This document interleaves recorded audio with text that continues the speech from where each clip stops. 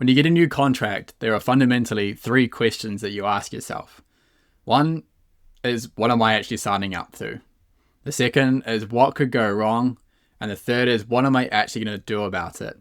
And today I'm going to show you how you can leverage AI to not only do it more thoroughly, but also much quicker. And to do that, I'm going to be using something called a Claude Skill.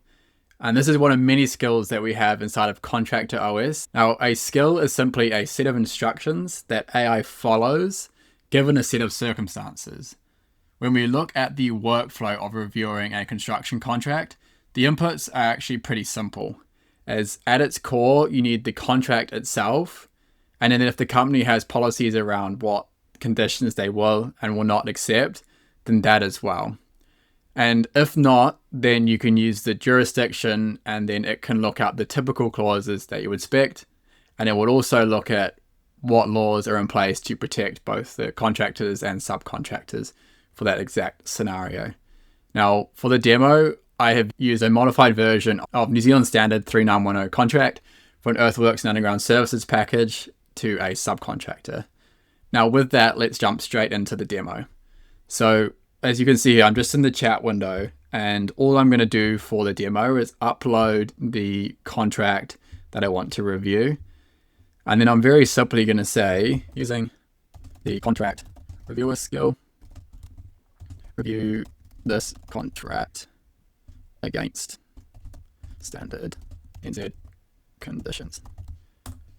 Then I've been very explicit with the skill used here. So what it should go away and do now is actually read the skill, which is what it's doing now. And then it will go through the steps that are outlined in that skill of exactly how I want it to review this contract and come back with the findings in a nice summary for me so that I can either go in and check on them or choose what I'm going to do about them in terms of negotiation.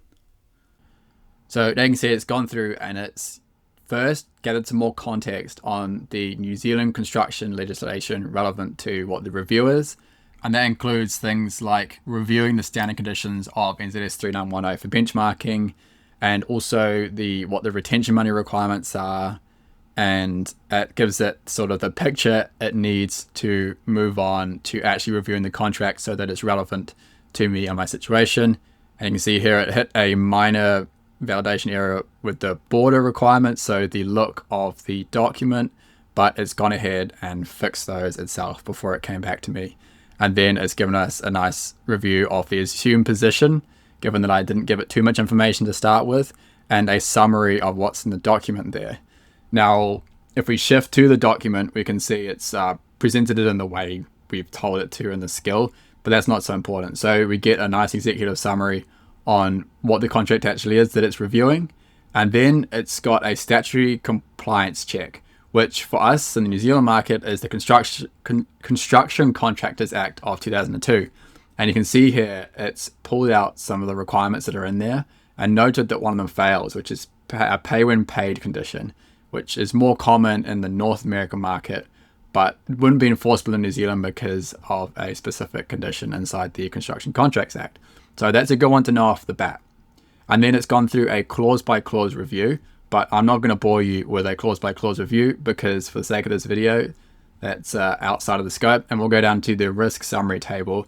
And this is where we get a nice glance of what is actually in the contract and what we should be either looking for or looking back in to make sure that it's correct, but also what we're going to be negotiating down the track. And it has 3 different color codings. So red obviously being ones that we need to have negotiations for because they're not something that we can accept. And then yellow ones where there's going to be some negotiation in there. And then green ones just as like an FYI, this exists. So you can see that pay when paid clause has come through, and it even tells you what the clause is. So you can go back and check it and read it fully if you like. Or if you go up to the clause review, it essentially has what's in there, why it matters to you, what's the recommendation, and then points to discuss with your legal advisor if it thinks that it's required, but ultimately that's going to be up to you. So you can see it's done a good job of pulling out the different clauses that are for concern. So let's, for example, take a look at the uncapped unlimited liability in some more detail. So back up to here, let's find out which one it was. Here it is. So it's saying that the subcontractor's total aggregate liability shall not be limited to any fixed sum or portion of the subcontract sum. And in other words, that's saying there's explicitly no limitation of liability. So that's a big red flag. So now it's going, and then it goes through why it matters. And this is obviously saying that it's essentially unlimited liability, which it has gone further down here to go that the liability is typically capped at 100% of the contract price. So you wouldn't expect a liability more than 2.45 million, which is good background to then go through to the recommendation to escalate this, as this is a very high risk clause and it would be obviously a deal breaker, but also it gives you some basis to negotiate on and some topics to discuss with your legal advisor if that is the route that you're going to go down. So that's all it's done clause by clause, and I'm not going to go through them all, but it's a very good way to get a summary of what's actually in the contract and what's going to be a concern for you. And then it's got the negotiation priorities and moving through step by step what it recommends to go through there.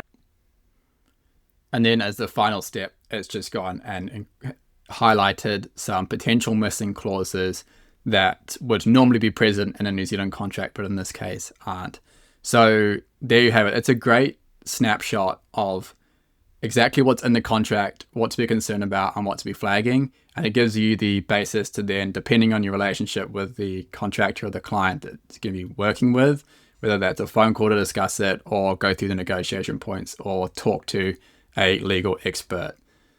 And the great thing about now having this document is because the construction is essentially a string of workflows put together, we now have this document which we can use in future aspects of a project, which is again just giving it more context. And of course, these skills are modifiable. So if you have a template you would typically fill out for a contract review, or you have their own company policies on what you do and don't accept in terms of clauses, then these can be added into the skill as well, so that you're giving yourself or your team a really robust skill and workflow that's going to pull out exactly what you want.